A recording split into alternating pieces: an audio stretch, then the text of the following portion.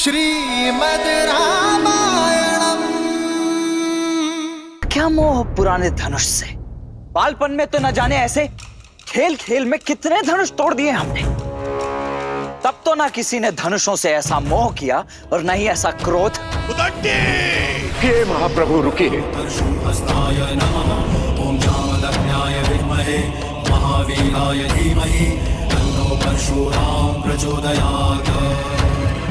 ये दोनों दशरथ पुत्र मेरी छत्र छाया में हैं। इन दोनों की सुरक्षा का उत्तरदायित्व इनके पिता ने मुझे सौंपा है।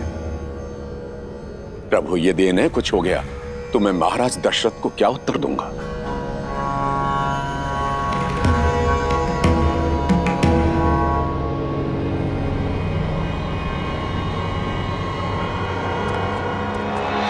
देख रहे हैं इस अभिमानी, इस उदंडी को विश्वामित्र कैसे मंद मंद मुस्कुरा रहा है, कैसे मेरा उपहास कर रहा है। ये जानता नहीं है उस परशुराम को जिसकी एक गर्जना से यह धरती कांप उठती है। सुनी है आपकी ऐसी आत्मा को कपा देने वाली अनेकों कथाएं सुनी है मैंने। भयभीत तो मैं कभी हुआ नहीं, परंतु प्रत्येक कथा का निष्कर्ष सदैव यही निकला कि इतना अनियंत्रित क्रोध, इतना अनैतिक अहंकार तो केवल एक राक्षस में हो सकता है। आश्चर्य है कि आप एक ऋषि हैं।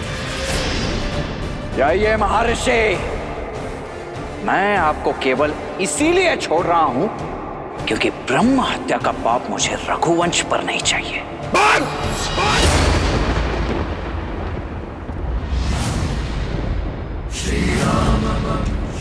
विश्वामित्र, इसने मेरा अनादर करने का साहस कैसे किया? सम्मान परिस्थिति और स्थान देखकर किया जाता है महोदय, और आप मेरे ज्येष्ठ भ्राता के शुभ विवाह के अवसर पर अशुभ समाचार बनकर आए हैं। फिर आप चाहे आप ब्रह्मा हो, महादेव हो या स्वयं विष्णु के अवतार ही क्यों ना हो,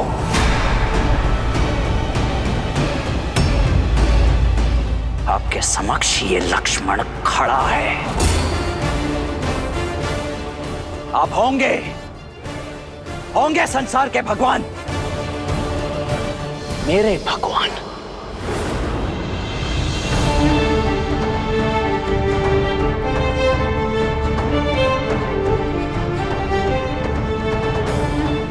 मेरे भैया प्रभु श्री राम ही हैं।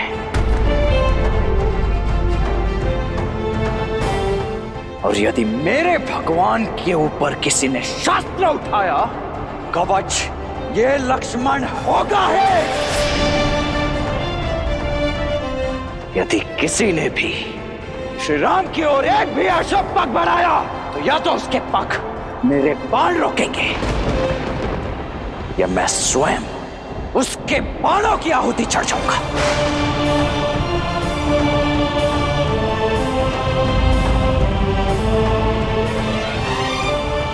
दशरथ पुत्र लक्ष्मण की, श्री रामचंद्र की, श्री रामचंद्र की, राम लक्ष्मण की, राम लक्ष्मण की।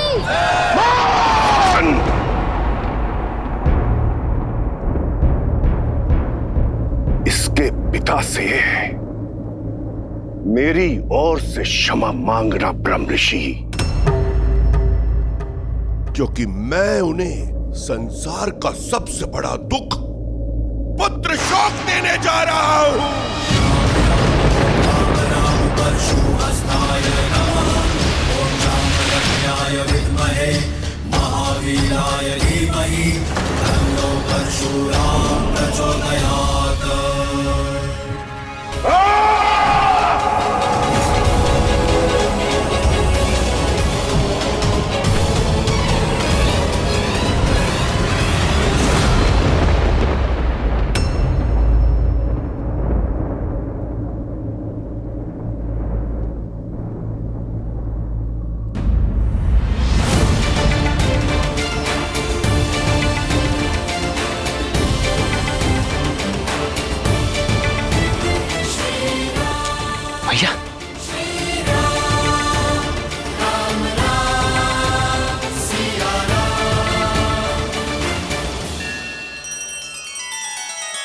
श्री रामचंद्र कृपालु भजु मन हरण भव भय दारुणम नव कंज लोचन कंज मुख कर कंज पद कंजारुणम। सिया राम सिया राम सिया राम सिया राम। आदर्श और मर्यादा की है ये कथा महापावनम काट मद श्री से मिला दे श्रीमद रामायणम श्रीमद रामायणम। सिया राम सिया राम सिया राम सिया राम।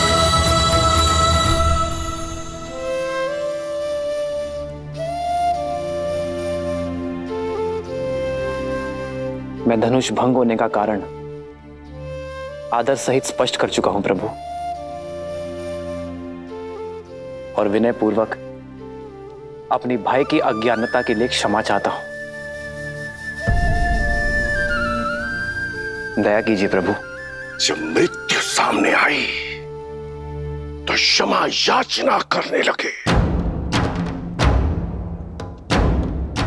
कदाचित तुम्हें स्मरण नहीं है राम कि परशुराम की झोली में क्षमा नहीं है।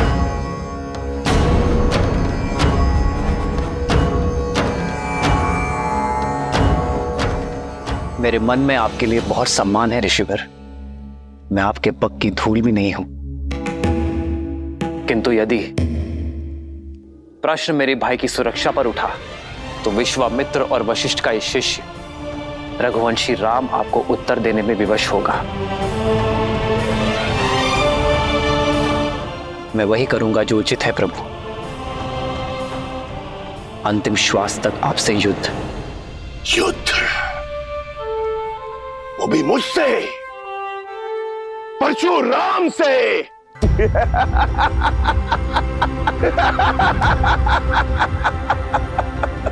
जिसने कार्तिवीर्य अर्जुन की 998 भुजाएं काटकर उसके सर को धड़ से अलग कर दिया, उस परशुराम से, जिसे बिना तोड़े धनुष पर प्रत्यंचा चढ़ाना नहीं आता, वो इस परशुराम के समक्ष शस्त्र उठाएगा।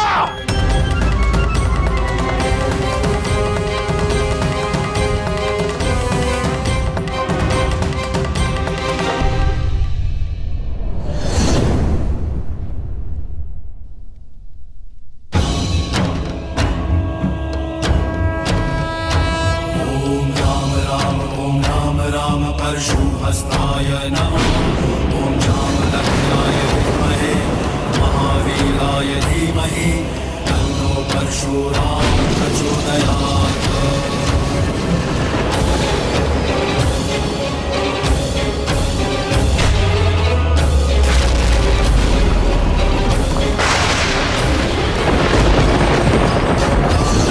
परशुहस्ताय नमः। ओम जामदग्नाय विद्महे महावीराय धीमहि तन्नो परशुराम प्रचोदयात्।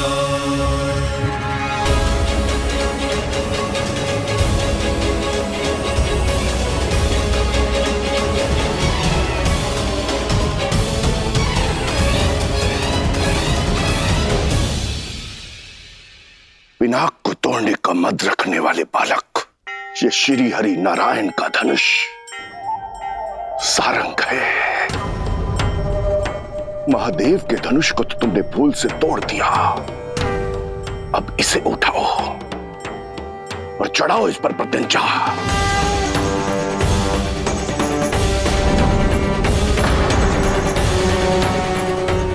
अभिमानी बालक, दिखाओ अपने बल को, कितना बल है तुम में। अरे प्रत्यंचा चढ़ाना तो दूर, तुम इसके भार को सह भी नहीं पाओगे।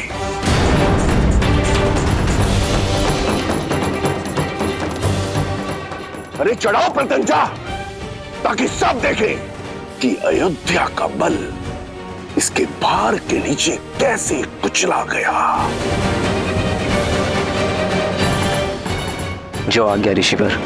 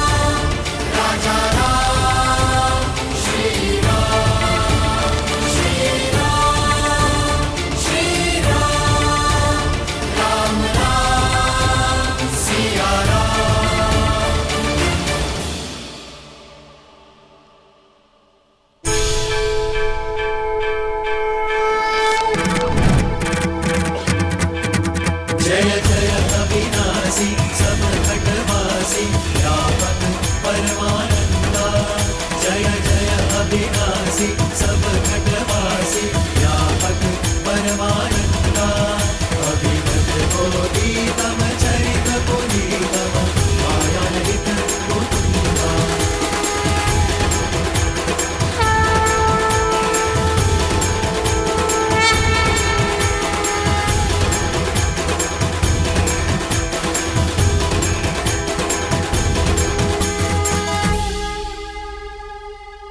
अहंकारियों को 21 बार इस धरा से मिटाने के बाद भी मैं अपने अंदर के अहंकार को नहीं मिटा पाया। मैं आपको पहचान नहीं पाया राम। अब समझा कि कैसे आप शिव का धनुष उठाने में सक्षम हुए।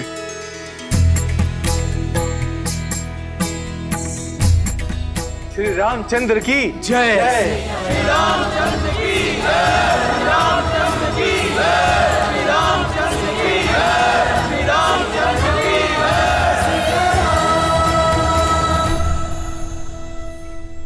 ये जय जयकार नए युग का शंखनाद है।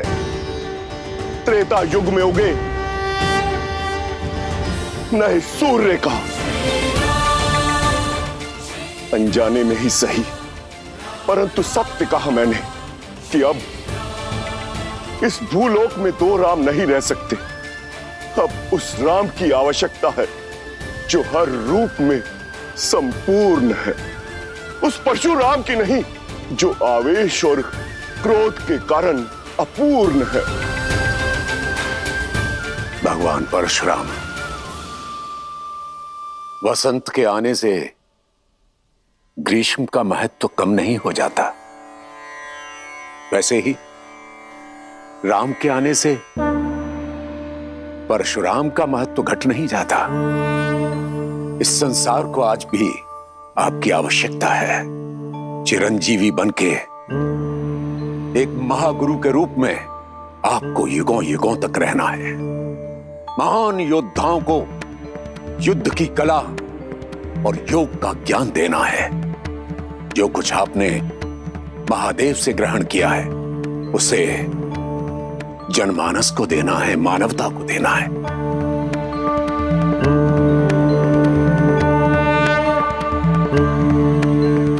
अब इस बाण का क्या करूं ऋषिवर जो इस धनुष पे चढ़ाया है? मैं जानता हूं राम कि धनुष पर चढ़ाया बाण लौटाया नहीं जा सकता। अब इसे लक्ष्य देने की आवश्यकता है। तो बताइए ऋषिवर, क्या लक्ष्य भेदू इस बाण से?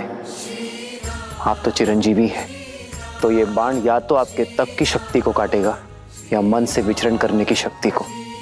पूरे आर्यावर्त और दक्षिणात्य में महारथियों को ज्ञान देने और हिमालय से दूर दक्षिण तक अनेक आश्रम स्थापित करने में मन की गति का सहयोग होगा। इसलिए इस पर कृपा कीजिए और उस तपोबल पर प्रहार कीजिए जिसके कारण मुझ में अहंकार आ गया था।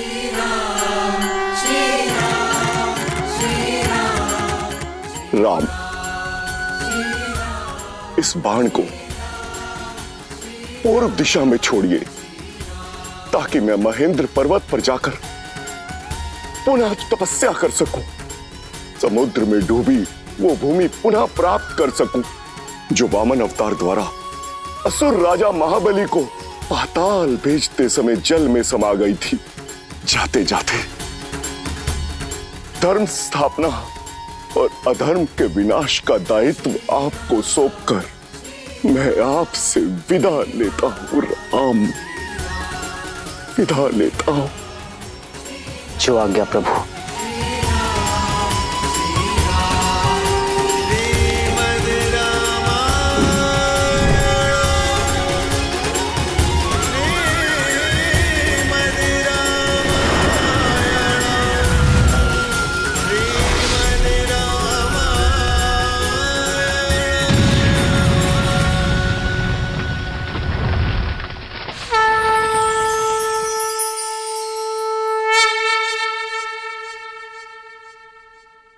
मिथिलेश जनक, महादेव का धनुष भी साध लिया गया और भगवान परशुराम का आशीष भी मिल गया।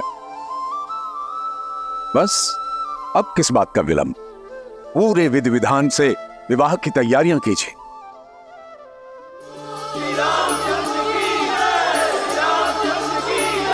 जनकपुत्री सीता की, जनकपुत्री सीता की, जनकपुत्री सीता की।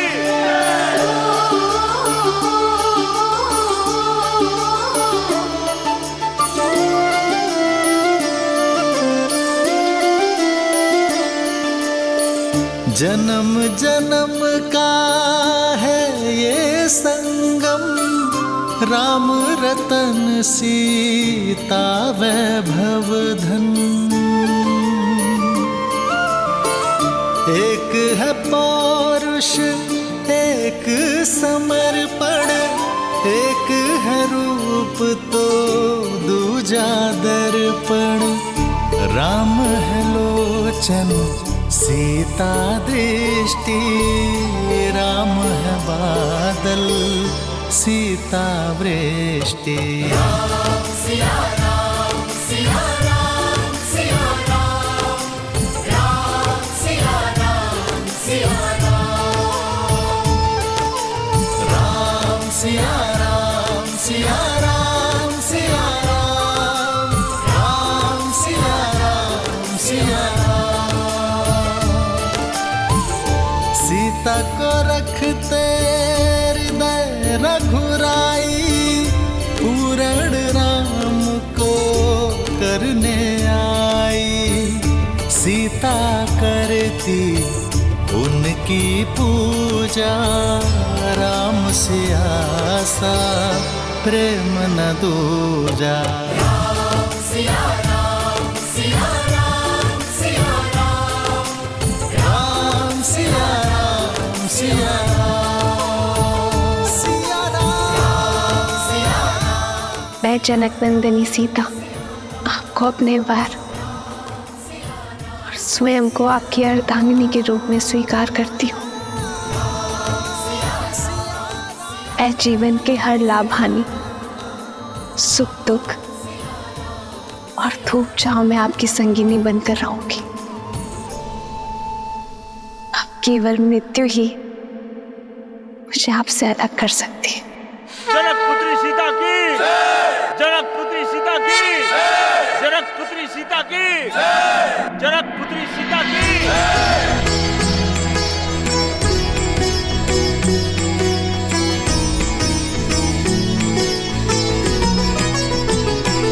हो सोहती सिए राम के जोरी, छवि सिंगारू मनहूँ एक ठोरी।